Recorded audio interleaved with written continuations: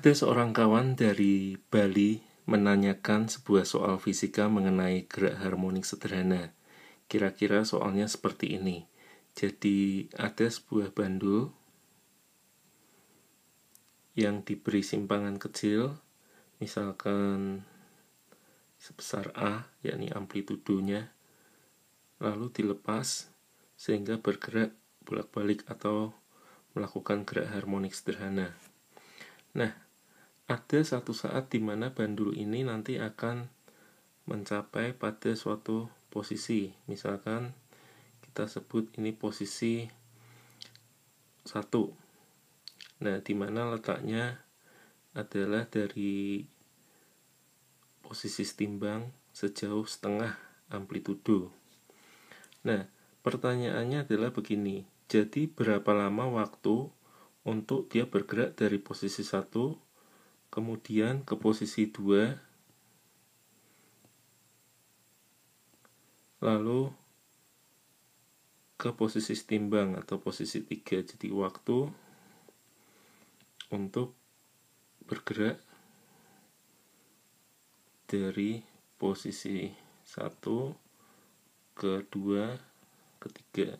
Nah, tentu pendekatan yang paling pertama mungkin bagi kita yang sudah mengenal tentang gerak harmonik sederhana adalah menggunakan persamaan posisi dari gerak harmonik sederhana yang secara umum dinyatakan dalam fungsi sinus, yakni amplitudo dikali sinus omega kali T. Tentu hal ini tidaklah salah, namun di kesempatan ini saya ingin memberikan suatu alternatif, yaitu di mana kita akan melihat gerak harmonik sederhana ini dengan analogi seperti gerak melingkar beraturan. Jadi begini, ketika ada suatu benda kita gerakkan dan terjadi gerak harmonik sederhana, di mana dia bergerak bolak-balik melewati titik timbang ini, maka gerak harmonik sederhana itu sebenarnya seperti suatu benda yang sedang bergerak melingkar beraturan. Jadi gerak harmonik sederhana ini punya yang dinamakan periode atau waktu untuk bergerak, misalkan dari posisi timbang lalu ke sana dan kembali ke posisi timbang. Demikian juga dengan gerak melingkar beraturan ini, di mana periodenya adalah waktu untuk bergerak satu lingkaran penuh. Nah, sekarang kalau kita bayangkan tadi si benda ini bergerak dari posisi setengah amplitudo lalu ke posisi amplitudo. Jadi benda yang bergerak melingkarnya sekarang ada di sini, kemudian ke posisi timbang.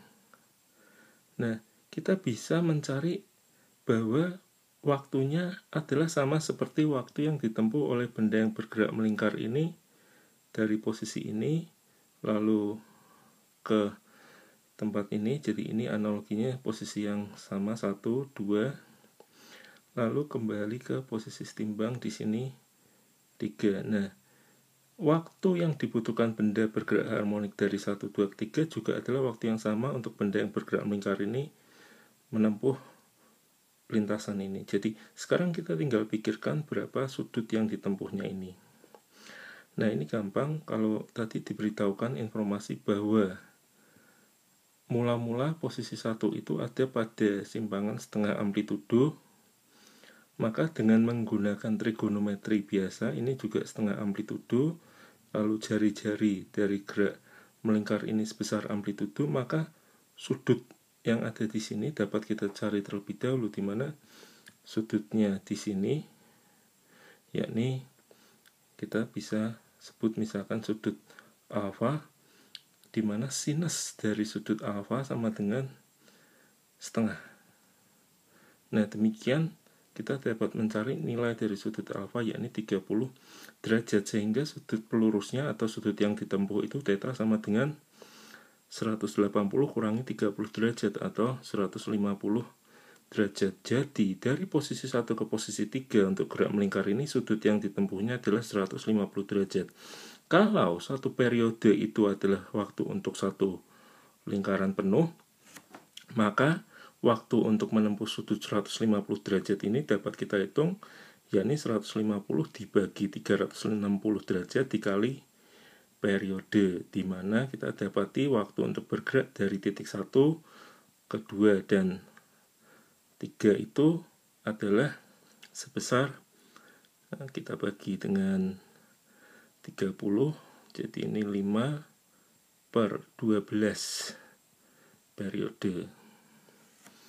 Nah, ini adalah salah satu soal yang kita bisa gunakan menggunakan analogi gerak melingkar beraturan.